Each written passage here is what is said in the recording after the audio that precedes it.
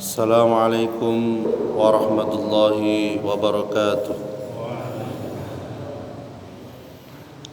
إن الحمد لله نحمده ونستعينه ونستغفره ونعوذ بالله من شرور أنفسنا ومن سيئات أعمالنا. أشهد أن لا إله إلا الله وحده لا شريك له وأشهد أن محمدا عبده ورسوله. أما بعد، رب اشرح لي صدري ويسر لي أمري واحلل عقدة من لساني يفقهوا قولي. اللهم اكفني بحلالك عن حرامك وأغنني بفضلك عمن سواك. Alhamdulillah, Bapak dan Ibu sekalian yang dirahmati Allah, bersyukur kita kepada Allah atas segala nikmat yang diberikan kepada kita sekalian, termasuk nikmat hujan pada saat ini. Dan kita berdoa kepada Allah, monggo sami-sami Allahumma shayyiban nafi'a, Allahumma shayyiban nafi'a, Allahumma shayyiban nafi'a. Semoga hujan yang Allah turunkan ini bermanfaat. Bapak Ibu sekalian yang dirahmati Allah, dalam tema kali ini kita berbicara tentang bagaimana kita mencari yang halal dan ada dampak harta yang haram. Sebagaimana yang saya sampaikan tadi, dampak harta yang haram, kita diperintahkan oleh Allah Subhanahu wa taala untuk mencari yang halal dan menjauhkan yang haram. Sebagaimana doa tadi, Allahumma kfini bihalalika an haramik wa aghnini bifadlika amman siwak. Ya Allah, cukupkanlah aku dengan yang halal dan jauhkanlah aku dari yang haram, dan cukupkanlah aku dengan karuniamu dari bergantung pada selainmu. Hadis riwayat Tirmidzi. Dan perlu kita ingat bahwasanya walaupun harta itu sedikit, kalau halal pasti berkah. Sebagaimana dalam Majmu' Fatawa disampaikan, sedikit dari yang halal itu lebih bawa berkah di dalamnya, sedangkan yang haram yang jumlahnya banyak hanya cepat hilang dan Allah akan menghancurkannya.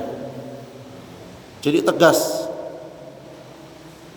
sedikit yang halal itu lebih bawa berkah di dalamnya, sedangkan yang haram yang jumlahnya banyak hanya cepat hilang dan Allah akan menghancurkannya. Innal batila kana zahuqa. Sesungguhnya yang batil itu pasti akan lenyap. Dalam mencari rezeki, kebanyakan seseorang itu mencarinya dengan prinsip asal dapat. Kadang mereka tidak peduli halal dan haram. Sebagaimana dalam hadis Nabi disampaikan juga, akan datang suatu zaman di mana manusia tidak lagi peduli dari mana mereka mendapatkan harta, apakah dari usaha yang halal atau yang haram. Dikir hadis riwayat Bukhari. Pernah di suatu desa, di situ ada seorang ulama, masya Allah, yang terkenal dengan kesolehannya. Dan pernah di daerah itu kehilangan seekor kambing. Terus apa yang terjadi? Ulama ini tidak makan daging kambing kurang lebih 1 bulan. Karena apa? Khawatir daging kambing yang dimakan, baik itu berupa sate, gulai ataupun pemberian, itu khawatir barang itu adalah barang curian atau minimal paling tidak barang subhat, meragukan. Jadi ulama ini sampai segitunya agar apa? Agar dirinya bisa terhindar dari yang haram. Dan sebagaimana juga disampaikan dalam sebuah hadis yang artinya, celakalah wahai budak dinar, dirham, qatifah atau pakaian yang berbentuk beludru, khamisah, pakaian berwarna hitam dan ada bintik-bintik merah. Jika ia diberi maka ia ridha, jika ia tidak diberi maka ia tidak ridha. Dalam yang lain Majmu' Fatawa disampaikan juga, inilah yang namanya budak harta-harta tadi. Jika ia memintanya dari Allah dan Allah memberinya, ia pun ridha. Namun ketika Allah tidak memberinya, ia pun murka. Abdullah atau hamba Allah adalah orang yang ridha terhadap yang Allah ridhoi, dan ia murka terhadap apa yang Allah murkai. Cinta terhadap apa yang Allah dan Rasulnya cintai, serta benci terhadap apa yang Allah dan Rasulnya benci. Bapak Ibu sekali dirahmati Allah, dampak dari memakan harta yang haram itu apa? Memakan harta haram berarti mendurhakai Allah dan mengikuti langkah setan. Dalam surah Al-Baqarah disampaikan, ya ayyuhalladzina aman ya ayyuhan nasu kulu mimma fil ardi halalan thayyiba wa la tattabi'u khutuwatis syaitan innahu lakum aduwwum mubin.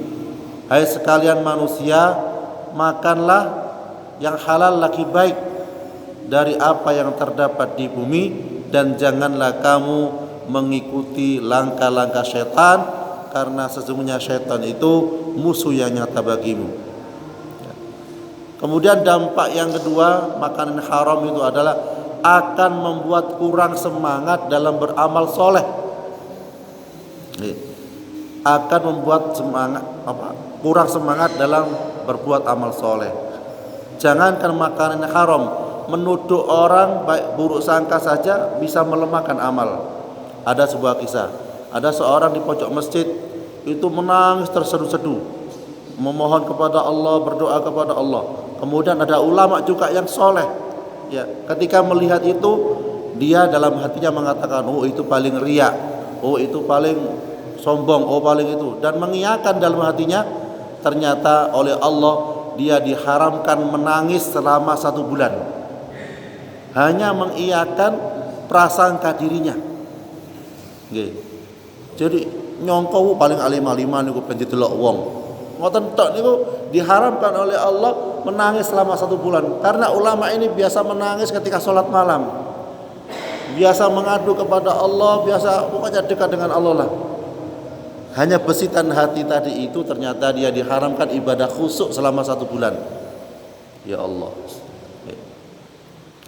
Kemudian yang ketiga, memakan harta yang haram itu adalah kebiasaan buruk orang-orang Yahudi. Jadi senengane yang Yahudi niku makanan kan haram. Kemudian kalau singkat mawon niki waktune mepet. Yang selanjutnya, yang keempat, dampak dari makanan yang haram itu adalah apa? Badan yang tumbuh dari harta yang haram akan berhak disentuh api neraka. Jadi nun sewu na'udzubillah min dzalik. Misalnya dalam tubuh kita tuh ada makanan sing haram, sing mboten halal, niku dibakar mangke teng api neraka. Na'udzubillah min dzalik. Nggih, niki jelas hadisnya. Nggih. Kemudian yang kelima, doa akan sulit dikabulkan ketika makanan-makanan yang haram. Dan kemudian yang keenam, harta haram membuat kaum muslimin jadi mundur dan hina. Semakin banyak riba yang dilakukan di dunia ini, di tempat ini, di desa ini, itu akan membuat kaum muslimin mundur dan hina, mboten maju. Ya, maju dalam artian khusyuk kepada Allah, ibadah kepada Allah. Ya. Kemudian yang ketujuh adalah harta yang haram itu banyak musibah dan bencana terjadi. Semakin orang itu banyak makanan yang haram, baik itu judi, riba dan lain sebagainya, di suatu penduduk itu akan gampang terjadi bencana. Oke. Kemudian itu yang terakhir, Monggo kita bersama-sama berusaha memakan makanan yang halal dan menjauhi yang haram, dan semoga kita sekalian oleh Allah Subhanahu wa taala dimasukkan surganya Allah bersama-sama keluarga kita, bersama saudara-saudara muslim kita. Amin ya rabbal alamin. Insyaallah ngatan. Subhanakallahumma bihamdik asyhadu an la ilaha illa anta astaghfiruka wa atubu ilaik. Assalamualaikum warahmatullahi wabarakatuh.